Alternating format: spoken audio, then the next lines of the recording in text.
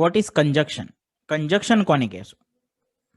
કંજક્ટ, તમે થોડું એને ગુજરાતીમાં આપણે ભાષાંતર કરવાનો પ્રયત્ન કરીએ તો આપણને સમજાઈ જાય. કંજક્ટ જોડાણ, કોઈ એવો શબ્દ કે જે બે વાક્યોને જોડી અને એક સંયુક્ત વાક્ય બનાવે છે એવા વાક્યને આપણે કંજક્શન અને ગુજરાતીમાં સંયોજક કહીએ છીએ. જેમ કે હું અને મારો મિત્ર અમદાવાદ ગયા હતા. તો અહીંયા જુઓ, બે શબ્દોને આપણે જોડ્યા છે, હું અને મારો મિત્ર. તો અહીંયા ગુજરાતીમાં આપણે એક શબ્દ વાપર્યો છે અને, તો એ થઈ ગયું સંયોજક. તે ક્લાસમાં નિયમિત આવતો નથી કારણ કે ઘણા સમયથી તે બીમાર છે. તો અહીંયા તમે જોઈ શકો કે બે વાક્ય છે, ક્લાસમાં આવતો નથી, તે ઘણા સમયથી બીમાર છે. આ રીતે તમે બંને અલગ વાક્ય બોલો છો, પરંતુ વાક્યમાં વચ્ચે કોઈ એવો શબ્દ યુઝ કરતા નથી જે વાક્યને જોડે છે, તો એ વાક્ય અસરકારક નહીં લાગે.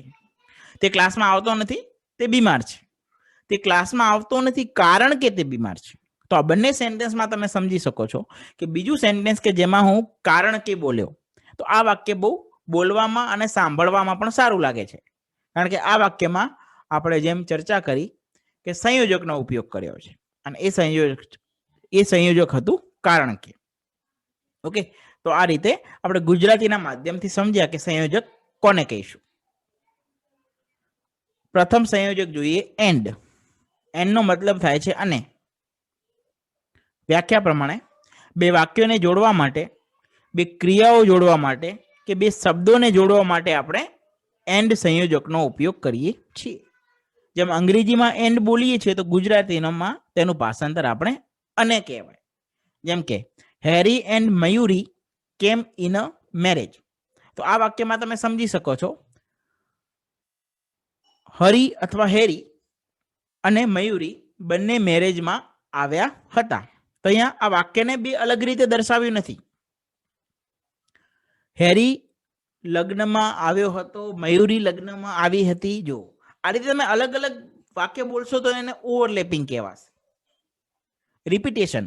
અને જ્યારે પણ તમે કોઈ પણ સારું ઇફેક્ટિવ કોમ્યુનિકેશન કરતા હો તો એમાં ખાસ ધ્યાન રાખવાનું છે કે વધારે જો રિપીટેશન થાય તો એ સ્પીચની અને સેન્ટેન્સની અસરકારકતા ઘટે છે અને લોકોને સાંભળવામાં બોરિંગ લાગે છે.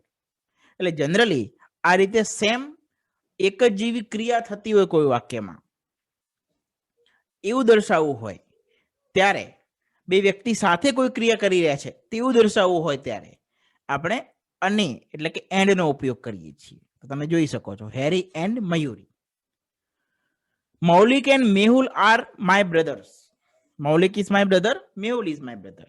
તો આ રીતે બે સેન્ટેન્સ તમે બોલો છો તો જુઓ, બંને સેન્ટેન્સમાં પાછળનો જેટલો પાર્ટ છે is my brother, is my brother. Okay, ભાઈ તો બંને છે પણ બંનેને અલગ અલગ ન દર્શાવતા આપણે સેમ થિંગ એમાં આવે છે એટલે આપણે એન્ડ દ્વારા જોડ્યું. તો monkey took an apple and રેન અવે. તો અહીંયા તમે જોઈ શકો કે આ વાક્યની અંદર બે ક્રિયાની વાત છે.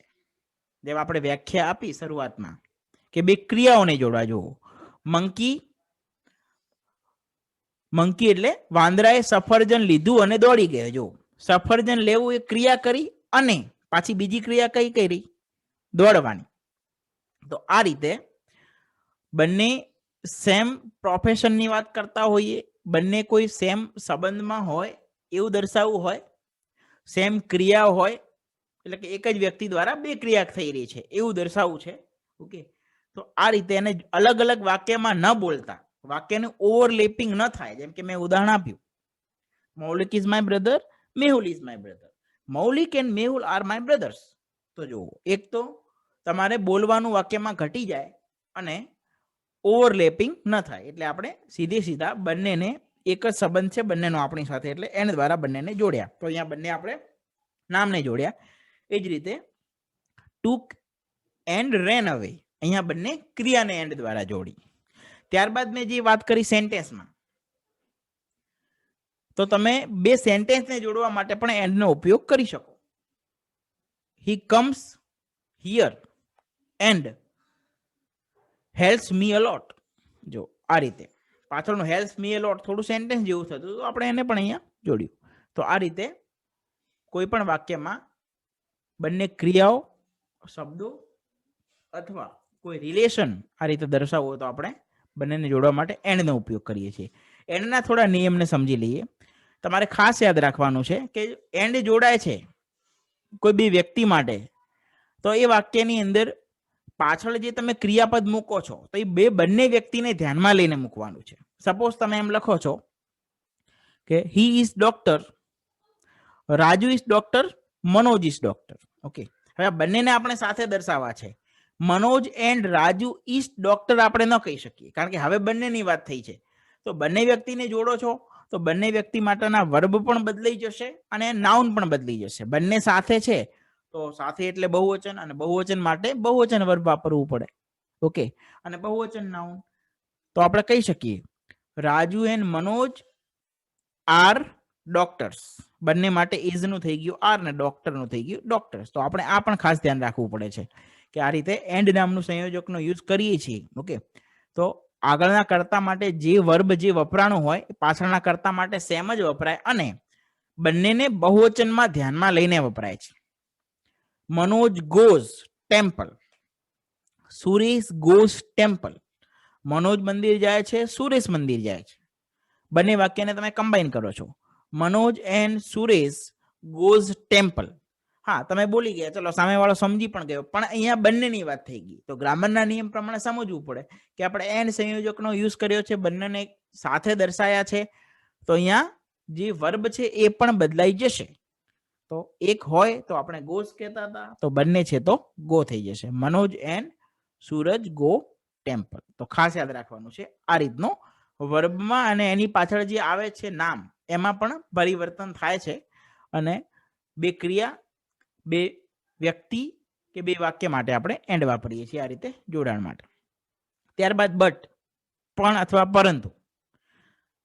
જનરલી આપણે બે વાક્યની અંદર વાત કરીએ તો વિરોધાભાસ દર્શાવવા માટે ઘણી વાર કહેતા હોઈએ છીએ કે તે હોશિયાર છે પણ મસ્તીખોર છે. જો વ્યક્તિ હોશિયાર છે પણ એનો વિરોધાભાસ શું છે?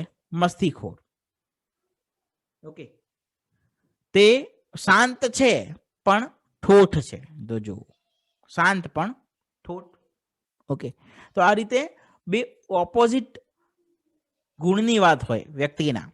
ઓકે, કોઈ બે ઓપોઝિટ સેન્ટેન્સને એક સાથે દર્શાવવો હોય ત્યારે આપણે જ્યાં પણ ગુજરાતીમાં તમે પણ બોલો છો ત્યાં ઇંગ્લિશમાં બટનો ઉપયોગ થાય છે. અહીંયા એક્ઝામ્પલ આપેલા છે. Parth wanted to come with us in funfair but his father has not given permission to him. Parth મેળામાં આવવા માટે માંગતો હતો, આનંદ મેળામાં એને આવવું હતું, પણ અહીંયા વિરોધાભાસ શું બન્યો? તેના પિતાજીએ તેને પરવાનગી આપી નહીં. ઓકે, એક બાબત સારી છે મેળામાં જવાની અને એક બાજુ પરવાનગી ન મળવાની, તો વાક્યમાં વિરોધાભાસ છે. તો આ રીતના વિરોધાભાસ દર્શાવવા વાળા વાક્યમાં આપણે બટનો ઉપયોગ કરીએ છીએ. સેકન્ડ એક્ઝામ્પલ છે you will do nothing but make a noise. તમે કંઈ જ કરશો નહીં પણ અવાજ તો કરશો જ. ઓકે, તો અહીંયા પણ વિરોધાભાસ છે. There was nobody in house. There was nobody in house but a servant was at the gate. ઘરમાં કોઈ પણ નહોતું પરંતુ દરવાજા ઉપર નોકર હતો. ઘરમાં કોઈ જ નથી પણ છતાં પણ એક વ્યક્તિ તો હતો જ ત્યાં. એમ તો બંને વાક્ય ઉપર વિરોધાભાસ દર્શાવે છે. Nikul was clever but he could not pass the exam. Nikul હોશિયાર હતો પણ પરીક્ષાને પાસ કરી શક્યો નહીં, કારણ કે વિરોધાભાસ છે. My grandfather is an old but he can walk without stick. વૃદ્ધ છે પરંતુ સારું ચાલી શકે છે. તો જનરલી આવા વાક્યમાં બટનો યુઝ ક્યારે થઈ શકે જે આપણે સમજી ગયા, પરંતુ ગ્રામરની ભાષામાં સમજીએ તો યાદ રાખવાનું છે કે ફર્સ્ટ સેન્ટેન્સ અને સેકન્ડ સેન્ટેન્સ વચ્ચે બટ મૂકશું, પરંતુ સેકન્ડ સેન્ટેન્સ હશે એમાં કાં તો કંઈક નેગેટિવ નોટ વાળો ભાવ હશે, કાં તો આગળના વાક્યમાં જે વ્યક્તિ છે એને દર્શાવતો વિરોધાભાસી ગુણ હશે. એનો મતલબ સેન્ટેન્સનો ભાવ કેવો થઈ ગયો? નકાર ભાવ થઈ ગયો, એટલે બટનો ઉપયોગ થશે. જેમ કે પ્રથમ વાક્યમાં આપણે જોયું કે નોટ આવ્યું, જો his father has not given. પહેલું વાક્ય પોઝિટિવ છે જ્યારે બીજું વાક્ય નેગેટિવ છે. ઓકે, તો ગ્રામરના નિયમ પ્રમાણે પણ આપણને અહીંયા સાર્થક થાય છે કે વિરોધાભાસ છે એટલે બટ આવશે. એ જ રીતે my grandfather is an old but he can walk without stick. આ વાક્યની અંદર તમે જો ક્યાંય નોટનો યુઝ નથી થયો, પણ વ્યક્તિ માટે એક વિરોધાભાસી ગુણની વાત છે કે ભાઈ વૃદ્ધ વ્યક્તિ હોય, ઓકે, વૃદ્ધ વ્યક્તિ હોય, એક એજ હોવી, તો જનરલી આઉટ ઓફ 190% જે વૃદ્ધ હશે એક એજના, એ જનરલી સ્ટીક લઈને જ ચાલતા હશે. પરંતુ અહીંયા સ્ટીક વગર એટલે કે કોઈ ટેકા વગર ચાલે છે, તો બહુ વિરોધાભાસ છે કે વૃદ્ધ હોવું અને કોઈ સહારો ન લેવો, તો એ વિરોધાભાસ છે. ઓકે, કોઈ વ્યક્તિ આપણે કહીએ કે he is fat but he runs very fast, તો આ વાક્યમાં વિરોધાભાસ સીધું દેખાઈ આવે. વાક્યમાં નોટ વાપરવાની જરૂર નથી, પણ વ્યક્તિના એના શરીર, એના દેખાવને ધ્યાનમાં લેતા જે એવી ક્રિયા છે જે શક્ય નથી છતાં પણ એ કરે છે, તો એ વાક્ય સીધું નોટ વગર પણ વિરોધાભાસી થઈ ગયું.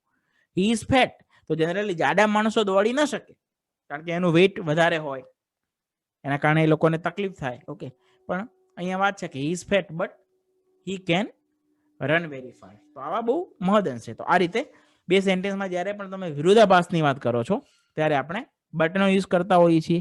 બીજું ખાસ અહીંયા એ પણ ચર્ચા કરું કે તમારે ટેન્સને ધ્યાનમાં લઈને ચાલવાનું છે. ઓકે, જેમ કે જો નિકુલ વોઝ ક્લેવર, તો અહીંયા ભૂતકાળની વાત છે કે નિકુલ હોશિયાર હતો પણ he could not pass the exam, but he could not pass the, પણ પરીક્ષા પાસ કરી શક્યો ન હતો. તો આગળના વાક્યમાં તમે ધારો કે ભૂતકાળના કોઈ વિરોધાભાસી બે શબ્દો દર્શાવો છો તો બંને વાક્યમાં ભૂતકાળ આવવો જોઈએ. જનરલી લોકો શું છે, બટનો કોન્સેપ્ટ સમજી ગયા તો કેવી રીતે યુઝ કરતા હોય છે. જો Nikol was clever but he can not pass the exam, હોશિયાર હતો પણ પાસ કરી શકતો નથી, એવું ન કહેવાય. હોશિયાર ભૂતકાળમાં હતો અને ભૂતકાળમાં પરીક્ષા પાસ નતો કરી શકતો. કારણ કે તો બંને બાજુ ટેન્સનું કોઓર્ડિનેશનને ખાસ ધ્યાનમાં લેવાનું છે. લોકો આવું કરતા હોય છે. આગળ તમે કોઈ ભૂતકાળની ક્રિયાની વાત કરો, સાથે જે ક્રિયાની વાત કરો છો એ પ્રેઝન્ટની કરો છો, તો જનરલી વિરોધાભાસી જે શબ્દો વાક્ય છે એની અંદર બંને બાજુ જે ટેન્સ છે એનું બેલેન્સને તમારે ખાસ ધ્યાનમાં લેવાનું છે. ખાલી બટને જાણીને મૂકી નથી દેવાનું. ઓકે, અને આ બાબતને આપણે ખાસ ધ્યાનમાં લઈશું. સો ધેરફોર, તેથી, માટે. એક રીતે તમે જુઓ તો કોઈ ક્રિયા થવા કે ન થવા પાછળનું કારણ બતાવે અથવા પરિણામ દર્શક વાક્ય માટે વપરાય છે. Okay, I was so ill so I could not go to school, હું એટલો બીમાર હતો તેથી હું સ્કૂલે જઈ શક્યો નહીં. જો બીમાર હતો એનું પરિણામ શું આવ્યું, ભાઈનું સ્કૂલે જઈ શક્યો નહીં.